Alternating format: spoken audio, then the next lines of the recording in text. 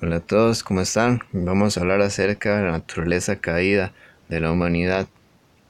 Muchas veces nos preguntamos por qué hay personas que rechazan todo lo que es de Dios. Vemos creyentes que se alejan de Dios y regresan al mundo. Y aún nosotros mismos luchamos con pensamientos que sabemos que no están bien. Dice Génesis 2, 16 al 17. Mandó Jehová Dios al hombre diciendo: De todo árbol del huerto podrás comer, mas del árbol de la ciencia del bien y del mal no comerás, porque el día que de él comieres, ciertamente morirás. Y sabemos por la palabra que Adán y Eva comieron de este árbol, pero ellos no murieron físicamente, sino que Dios estaba hablando de una muerte espiritual que después vino sobre toda la humanidad.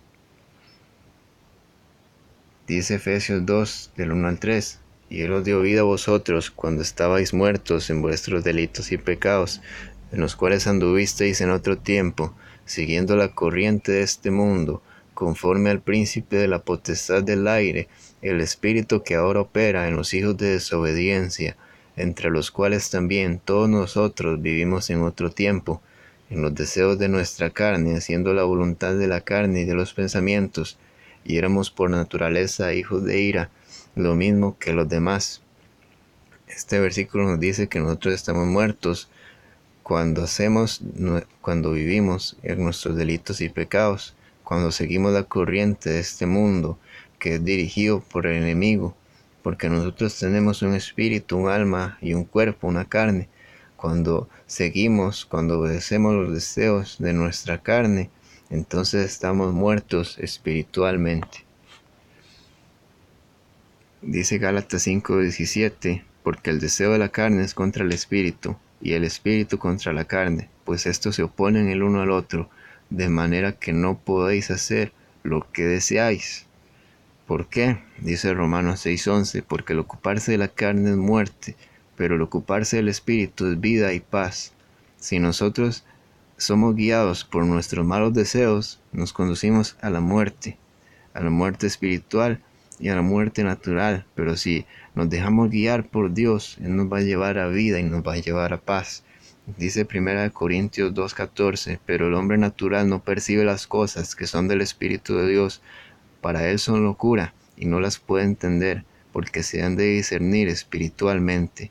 No hay forma en que una persona pueda recibir la palabra de Dios, pueda entenderla, si no es por el Espíritu de Dios. Si esa persona está muerta espiritualmente, jamás va a poder entender la palabra.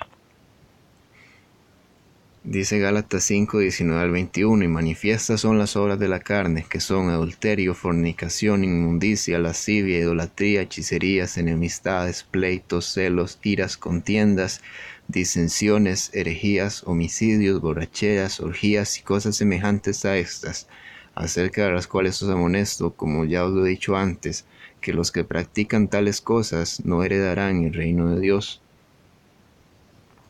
No nos podemos liberar del pecado en nuestras fuerzas. Jesús respondió: de cierto os digo, que todo el que hace pecado es esclavo del pecado. Dice Juan 8:34. Esclavo, ¿en qué sentido? Que no se puede liberar, que ni siquiera puede hacer su voluntad. No es libre. Una persona que está en pecado no es libre, sino que está atada a ese pecado. Está atada a ese pecado y no puede cambiar, no puede soltarse aunque quiera.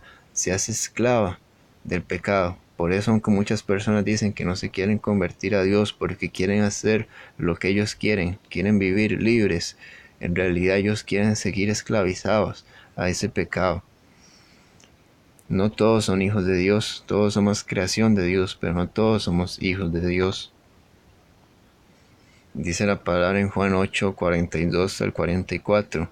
Jesús les dijo: si vuestro Padre fuese Dios, ciertamente me amaríais, porque yo de Dios he salido y he venido, pues no he venido a mí mismo, sino que del que me envió. ¿Por qué no entendéis mi lenguaje? ¿Por qué no podéis escuchar mi palabra? Vosotros sois de vuestro padre el diablo, porque los deseos de vuestro padre queréis hacer.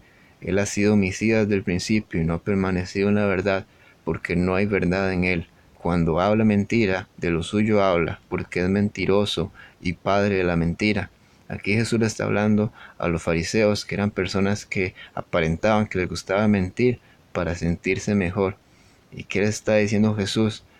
Que todos los hijos se comportan conforme a su padre, hacen lo que su padre hace.